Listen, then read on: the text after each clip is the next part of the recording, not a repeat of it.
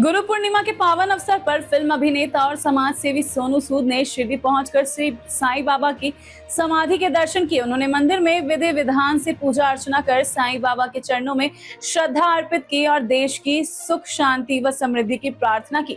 दर्शन के बाद श्री साईं बाबा संस्थान के मुख्य कार्यकारी अधिकारी गोरश गाजलकर ने सोनू सूद का शॉल, श्रीफल और साईं बाबा की प्रतिमा भेंट कर सम्मान किया। सोनू सूद ने कहा कि शिरडी आकर उन्हें आध्यात्मिक ऊर्जा और आत्मिक शांति का अनुभव होता है। मीडिया से बातचीत में उन्होंने युवाओं को देश की ताकत बताते हुए कहा कि युवा पीढ़ी को सही दिशा और अवसर मिलना जरूरी है। उन्होंने सेवा, श्रद्धा और सबूरी के साईं बाबा के संदेश को जीवन में अपनाने की अपील की। गुरु पूर्णिमा पर उनका शिरडी दौरा श्रद्धाओं के बीच आकर्षण का केंद्र रहा। बहुत अच्छा लग रहा है कि आज गुरु पूर्णिमा के दिन जो हमारे गुरु हैं बाबा, उनके दर्शन करने का मौका मिला।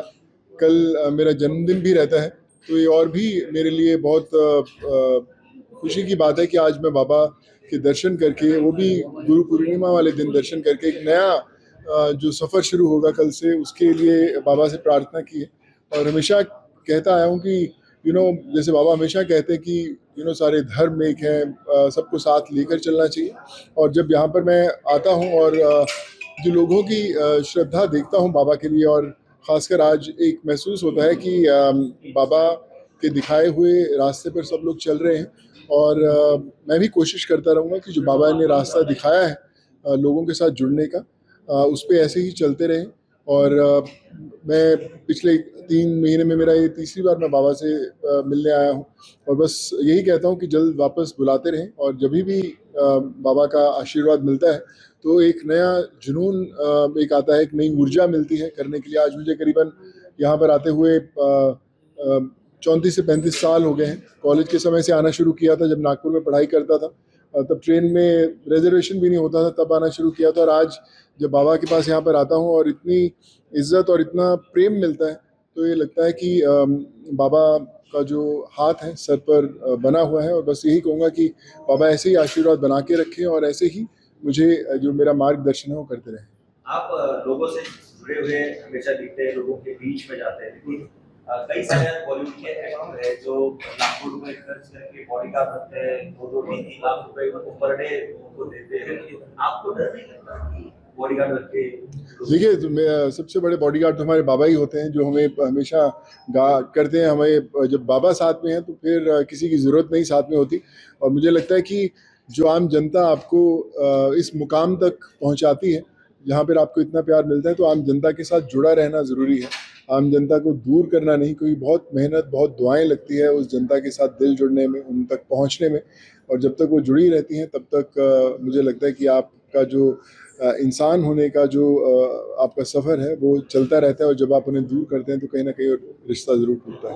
तो आगे लेकर चलना। छात्र जो है वो ऑनलाइन गेमिंग में व्यस्त दिखाई दे रहे हैं, कई छात्रों का गंदा भी जा रहा है। क्या कहेंगे आप छात्रों के बारे में, मोबाइल बैन करने के लिए अपील करने वाले? देखिए, मैंने कहा था कि एक उम्र तक जो सोशल मीडिया होती है, आजकल 9-9, 10-10 साल के बच्चे जो होते हैं, उनके पेरेंट्स उनको मोबाइल दे देते हैं। छोटे 6-6 साल के बच्चों को भी दे देते हैं ताकि वो व्यस्त रहें। सो मुझे लगता है कि सोशल मीडिया, जैसा आपने अभी बताया कि उसके अंदर ताकत भी है, उसके नुकसान भी है, तो उनका बचपन कहीं ना कहीं पीछे छूट जाता है। तो बड़ा ज़रूरी है माँ बाप अपने बच्चों के साथ समय बिताएं, फ़ोन के साथ नहीं। आजकल हम ऐसे समय में जी रहे हैं जहाँ पर हम सब में से बहुत सारे ऐसे घर होंगे जहाँ पे आप अपने फ़ोन के साथ ज़्यादा समय बिताते हैं, अपने माता पिता या अपने बच्चों के साथ कम। सो मुझे लगता है कि फ़ोन एक ज़रूरी चीज़ है, लेकिन फ़ोन को अपने परिवार का एक सदस्य मत बनाइए। फ़ोन को सिर्फ टेक्नोलॉजी की तरह यूज़ कीजिए, सदस्य मत बनाइए। आपने अपना फिश गेम जो है वो टारगेट करके यूज कौन टारगेट कर रहा है? Fish game? अच्छा, मैं तो खेलता नहीं भाई, मुझे पता नहीं, but I am sorry. Brahma की कसम खेलेंगे तो जीतेंगे और छोटे बच्चे इससे बच के रहेंगे। अच्छा, मुझे लगता है कि ये सब चीज़ें बैन हमारी सरकार भी करती आई है और करना चाहिए। और अगर आपको भी कहीं पता चलता है तो ज़रूर रिपोर्ट करते रहें। सो मुझे लगता है बच्चों को इन चीज़ों से दूर रखना बड़ों का एक जिम्मेदारी है, उनका एक कर्तव्य है, तो उसको उन पर ज़रूर काम करना चाहिए। आपका अपना भी एक सोशल मीडिया प्लेटफॉर्म है? जी, तो मेरा खुद का सोशल मीडिया प्लेटफॉर्म है एक्सप्लोजर, जो बहुत देश भर में, दुनिया भर के अंदर कई मुल्कों में अभी बहुत आगे चल रहा है। तो उसका भी मकसद वही है कि जब आप घूमते हैं, दुनिया भर में घूमते हैं, अलग अलग आपके एक्सपीरियंसेस होते हैं, उसको शेयर कीजिए, जुड़े रहिए, ज़्यादा से ज़्यादा लोगों को जोड़िए। तो मेरा कोशिश यही रहती है कि सबको जोड़ पाऊँ और एक परिवार बना पाऊँ। सर, कल आपका बर्थडे है जी। तो आपको एडवांस में हैप्पी बर्थडे। धन्यवाद। और नई कौन सी फिल्म आ रही है, क्या नया? अभी मेरी फिल्म मैंने जैसे बताया कि नंदी की शूटिंग शुरू होगी बारिशों के बाद, और बाबा का आशीर्वाद फिर से लिया है कि जिस तरह से तैयारी की है, पिछले 1 साल से तैयारी चल रही है उस फिल्म की, बड़ी फिल्म है। और अब अगली बार जब आऊँगा मैं तो फिल्म की शूटिंग शुरू हो गई होगी, और फिर वापस आऊँगा उनका आशीर्वाद लेने के लिए रिलीज के टाइम पे। तो आप जरूर देखिएगा। शुरू में आप सामाजिक कार्य में हो, आते समय जोसेफ विजय जैसे विजय थलापति राजनीति में, वैसे आप राजनीति में दिखोगे भविष्य में? मैं तलपति विजय जी के साथ मैंने फिल्म भी किया, मेरे करियर की दूसरी फिल्म थी। बड़े कमाल के इंसान हैं।